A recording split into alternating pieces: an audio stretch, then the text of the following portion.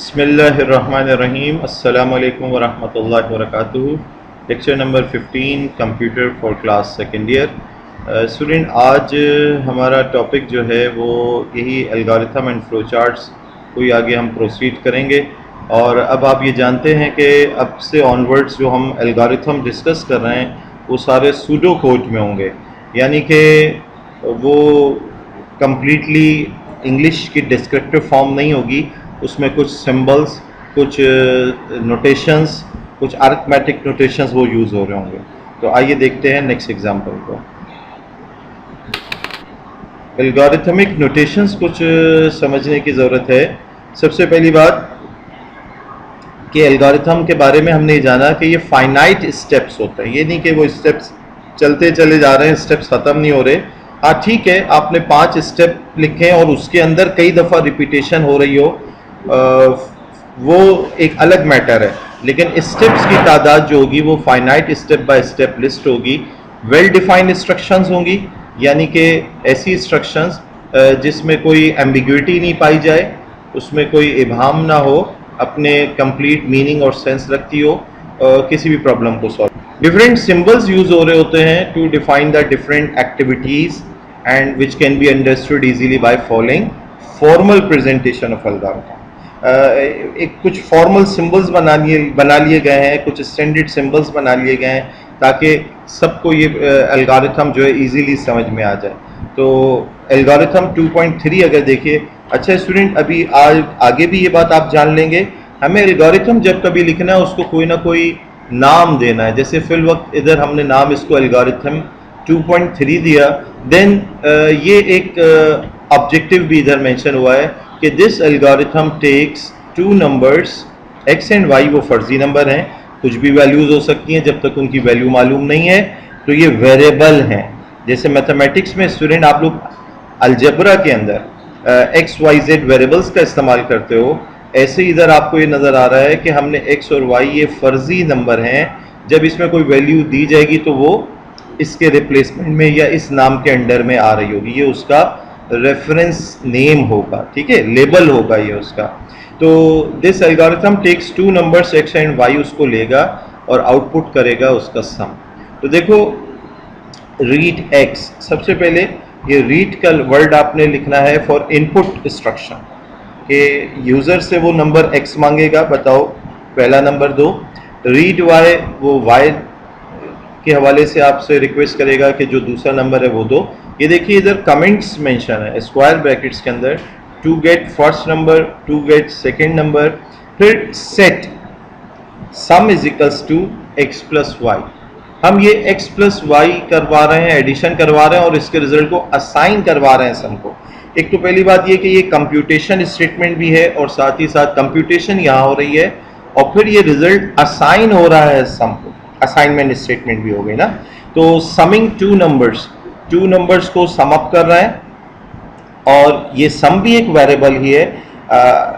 जो भी result compute होगा वो इस लेबल के अंदर, सम के अंदर। जब कभी स्टूडेंट्स आगे जाके बात हमारी और होगी भी प्रोग्रामिंग के अंदर, अगर हम बात करें तो जब कोई वेरिएबल आप लेते हो तो मेमोरी में उस खास लोकेशन को एक लेबल असाइन कर दिया जाता है। फॉर एग्जाम्पल आपने x एक वेरिएबल लिया तो मेमोरी में कोई जगह x नाम से मुख्तस हो जाएगी, फिर आप जब उसमें कोई वैल्यू स्टोर कराएंगे तो उस लोकेशन पे वो वैल्यू जाके सेव हो जाती है और आप उस वैल्यू को एक्सेस करते हो उस लेबल के नाम से, जैसे x के नाम से। तो यहाँ पे भी यही हो रहा है कि x और y रिजल्ट सम अप हुआ और मेमोरी में जो लोकेशन सम असाइन हुई है उस जगह पे वो रिजल्ट जाके स्टोर हो जाएगा। ये समिंग 2 नंबर्स हुआ। देन राइट सम, राइट सम अब ये डिस्प्ले कर देगा रिजल्ट ऑन द स्क्रीन। आप देख रहे हो राइट का वर्ड यूज किया गया, ठीक है। मुख्तलिफ प्रोग्रामिंग लैंग्वेजेस में आउटपुट स्टेटमेंट के लिए कुछ डिफरेंट कोड हो सकता है, लेकिन हम किसी पर्टिकुलर प्रोग्रामिंग लैंग्वेज की इस वक्त बात नहीं कर रहे हैं। ये हमारा एल्गोरिथम जो है वो किसी भी प्रोग्रामिंग लैंग्वेज के अंदर कन्वर्ट किया जा सकता है। इनपुट के लिए रीड का वर्ड यूज किया और आउटपुट के लिए राइट का लफ्ज़। Displaying results on the screen, ऐसे ही एग्जिट आ गया, फिर termination of the program. Student यहाँ आप देख लो कि ये जो इधर कमेंट्स लिखे हुए ये भी एक तरीके से डॉक्यूमेंटेशन है कितनी आसानी से किसी का लिखा हुआ ये एल्गोरिथम, ये 2 नंबर को ऐड करने का जो स्टेप बाय स्टेप एक सॉल्यूशन है, एक प्रोसीजर है, ठीक है, एक रोड मैप है, ये हमें कितनी आसानी से समझ में आ रहा है। और ऐसे ही जैसे जैसे टिपिकल सिचुएशन होगी, अगर ये वाली एक डॉक्यूमेंटेशन हम कर रहे होंगे तो हम इजीली इंशाल्लाह ताला इन सबको समझ जाएंगे। और कल को कोई अपडेशन करनी हो, फॉर एग्जांपल आपको अगर कोई तीसरा नंबर 3 नंबर के ऐड करने के हवाले से इस प्रॉब्लम को सॉल्व करना हो, देखना हो, तो इधर कहीं आपका रीड जेड आ जाएगा, फिर सेट सम बराबर x plus y plus z हो जाएगा, फिर राइट सम आप लिख दोगे, मामूली सी चेंजेस, और उसकी जो ये अंडरस्टैंडिंग है वो ड्यू टू दीज कमेंट्स हो रही होगी, उससे आप बात समझ जाओगे कि भाई ये ऑब्जेक्टिव ये है और ये स्टेटमेंट इस मकसद के लिए, स्टेटमेंट इस मकसद के लिए है, तो उसको एडिट करना, अपग्रेड करना प्रोग्राम आसान हो जाता है। आइए कुछ एल्गोरिथम के हवाले से हम मज़ीद जानते हैं कि एल्गोरिथम के अंदर मज़ीद क्या फॉर्मल किस्म की प्रेजेंटेशन होती हैं। अच्छा स्टूडेंट, ये आपकी बुक का ही पेज नंबर 26 है, तो कोशिश यही की जा रही है कि आपको आपकी बुक के हवाले से ही एक्सप्लेनेशन प्रोवाइड की जाए और आप जो हो वहाँ से उसको अच्छा सा समझ सकें। The format for the formal presentation of an algorithm consist of 2 parts. Formal presentation अगर हम करें एल्गोरिथम की, उसके 2 हिस्से हैं। पहला हिस्सा तो students purpose of the algorithm, objective बताना है आपको ना कि प्रॉब्लम है क्या, टास्क क्या है। फिर उसके बाद यूँ समझ लें identifies the variables which occur in the algorithm and list the input data। ये सब चीज़ें फर्स्ट पार्ट हैं कि एल्गोरिथम का पर्पस वेरिएबल्स को आइडेंटिफाई कर लेना, क्या क्या इनपुट इंफॉर्मेशन होगी। Second part of the algorithm consist of list of step. हम आगे जाके स्टेप 1, स्टेप 2, स्टेप 3 करके लिखते होंगे, या जैसे आपने ये पिछले इस एग्जाम्पल में देखा एल्गोरिथम 2.3 में कि 1 2 3 4 5 ये स्टेप्स नंबर मेंशन है। तो first part is the description of the purpose, objective, identification of the variable which we will use in the algorithm, input information, and second part is the list of step that is to be executed। अब ये following paragraph जो है summarise कर रहा है certain points और terminologies को जो कि आपको एक एल्गोरिथम बनाते हुए यूज़ करना है। ये देखिए एल्गोरिथम नेम लिखना है, हर एल्गोरिथम जो है वो एक यूनिक नेम के साथ होना चाहिए, उसकी आइडेंटिफिकेशन हो, जैसे कि आपने अभी जो एग्जांपल देखी उसमें 2.3 मेंशन था। स्टेप नंबर आपको मेंशन करना है ताकि आपको सीक्वेंस का पता लग जाए, यूनिक नंबर आप उनको असाइन करेंगे हर स्टेप को, और ये भी अहम पार्ट है। नंबर 3 इस वेरिएबल नेम, वेरिएबल नेम आप एक्स वाई जेड या एक्स वाई, और ये जैसे कि अभी आपने एसयूएम सम यूज़ किया था, और हम एल्गोरिथम में वेरिएबल नेम को कैपिटल में रिप्रेजेंट कर रहे हैं।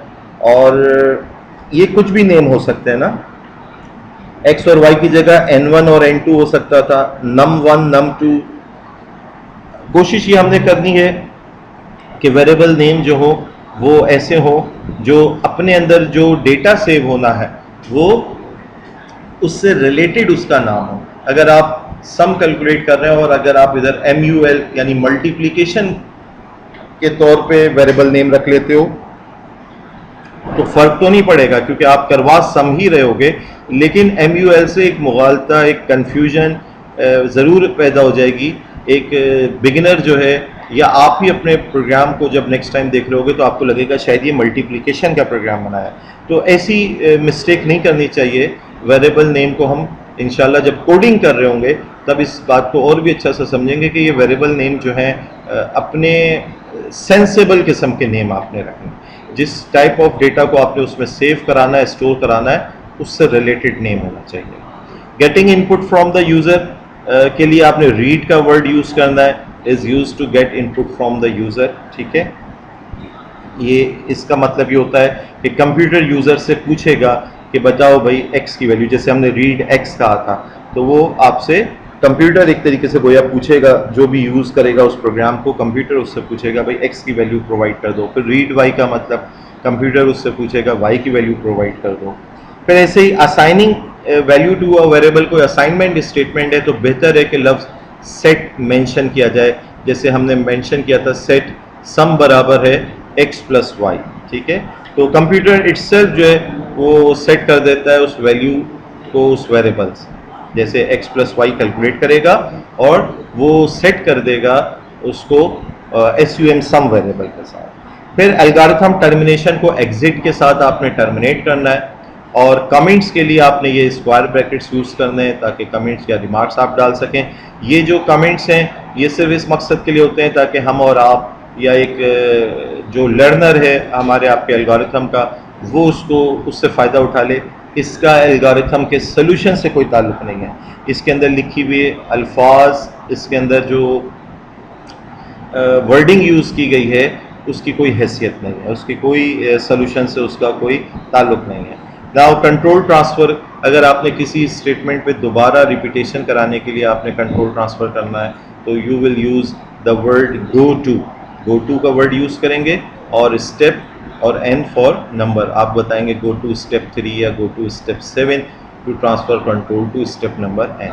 तो स्टूडेंट ये एल्गोरिथम से रिलेटेड मुख्तसरन बात थी, और वक्त के साथ साथ आगे हमारे पास मुख्तलिफ सिचुएशंस आएंगी जिसमें हम एल्गोरिथम्स बनाएंगे भी, उसको समझेंगे, और आहिस्ता आहिस्ता हम जो है अपना जहन प्रोग्रामिंग की तरफ लेकर जाएंगे ताकि हम जो है नेक्स्ट कोडिंग फेज़ को भी आसानी से समझ सकें। अस्सलामु अलैकुम वरहमतुल्लाहि वबरकातुहू। जज़ाकल्लाह for watching. See you next time इंशाअल्लाह।